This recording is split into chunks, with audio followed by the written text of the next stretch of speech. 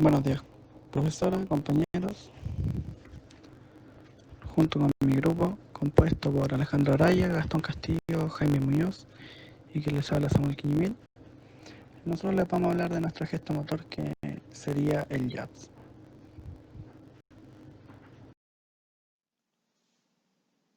En el contexto del boxeo, este golpe se utiliza para mantener la distancia, para realizar golpes de distracción y para iniciar combinaciones, ya que este posee menor fuerza de impacto. Normalmente este tipo de movimiento se ve realizado por el brazo izquierdo o el brazo defensivo. Descomposición del gesto en fases. Ahora se observará una secuencia de imágenes, las cuales, por superior se verá del lado derecho en plano sagital y las que están por inferior del lado izquierdo en plano sagital. En la primera imagen superior observamos cómo el boxeador está en posición de bloqueo, el cual cubre parte del cuerpo y la cara con su brazo. Esto es con ambos codos en flexión y con los antebrazos y manos empuñados se cubre el rostro. La segunda imagen observamos que para realizar un jab el boxeador da un paso adelantado con el mismo grado que se realizará el golpe. Esto con una flexión de cadera y de rodilla. El brazo se flexa y la articulación de codo se comienza a extender. En la última imagen, el boxeador realiza la extensión completa de codo y una rotación interna de hombro.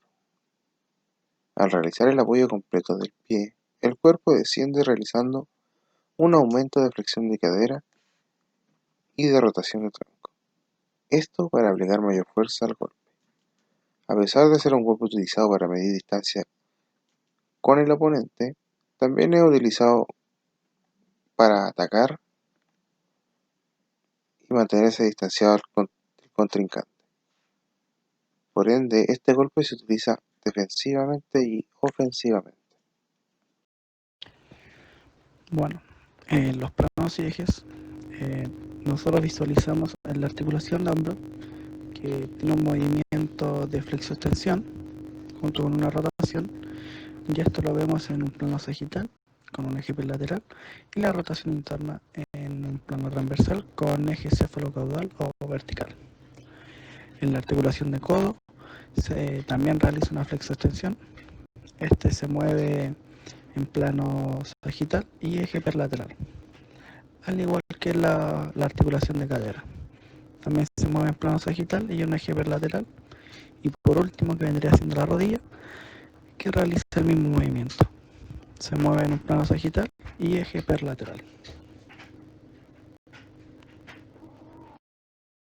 Bueno, y en el análisis del sistema artrocinemático y osteocinemático de los sistemas articulares, tenemos que en artrocinemática la articulación de hombro es de ley convexo sobre cóncavo, ya que el giro es en el sentido posterior de la cabeza humeral con respecto a la glenoide. Hay un rodamiento medial, deslizamiento posterior e inferior para terminar el giro. Luego en la articulación de codo, que es una ley de cóncavo sobre convexo, ya que la cabeza ulnar se mueve por los cóndilos del húmero y el movimiento en el sentido opuesto al deslizamiento. En la articulación de cadera, eso es una ley de cóncavo sobre convexo, ya que la cabeza femoral se mueve en el acetábulo y el deslizamiento es en el sentido contrario al movimiento. Y en la articulación de rodilla, es una ley de cóncavo sobre convexo también, ya que la tibia realiza el movimiento sobre los cóndilos femorales y la extremidad va en el mismo sentido que se realiza el movimiento. Luego tenemos el osteocinemático, que en la articulación de hombro realiza una flexión de hombro y el conjunto una rotación interna. En la articulación de codo se realiza una extensión de codo. Articulación de cadera hay una ligera flexión y rotación interna. Y al final, en la articulación de rodilla, hay una ligera flexión de rodilla. A continuación, mencionaremos los componentes activos y pasivos de la estructura del hombro. Los componentes activos durante la flexión es el encargado del bíceps braquial. En la rotación interna, el subescapular. Mientras que los componentes pasivos, en la flexión, al igual que la rotación interna, es el labrum, el ligamento glenohumeral y la cápsula fibrosa. Los sinergistas en la flexión son pectoral mayor, coracobraquial, el deltoide, específicamente la porción inferior. En la rotación interna, los músculos son pectoral mayor, deltoides, dorsal ancho y redondo mayor. Los músculos antagonistas durante la flexión principalmente es el tríceps braquial, mientras que la rotación interna el infraespinoso y el redondo menor.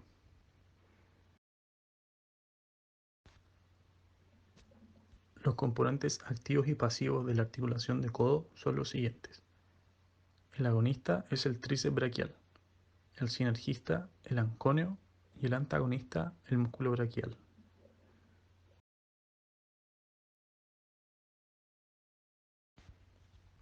Los componentes activos y pasivos de la articulación de cadera son los siguientes. Los activos en la flexión, el recto anterior. En la rotación interna, el tensor de la fascia lata. Las estructuras pasivas en la flexión son el acetábulo, el ligamento redondo de cadera, cápsula articular, ligamento iliofemoral, pubis femoral e isquiofemoral, mientras que los sinergistas en la flexión lo compone el psoas, sartorio y tensor de la fascia lata. En la rotación interna, el glúteo medio y menor, junto con el abductor. La musculatura antagonista en la flexión, el encargado es el isquiotibio peroneo y en la rotación interna, el sartorio. Los componentes activos y pasivos de rodilla son los siguientes. Los componentes activos en la flexión son los isquiotibiales. Los componentes pasivos en la flexión son los platillos tibiales, ligamentos cruzados anterior y posterior, ligamentos colaterales, laterales y mediales y cóndilos femorales, mientras que los antagonistas son los cuádriceps.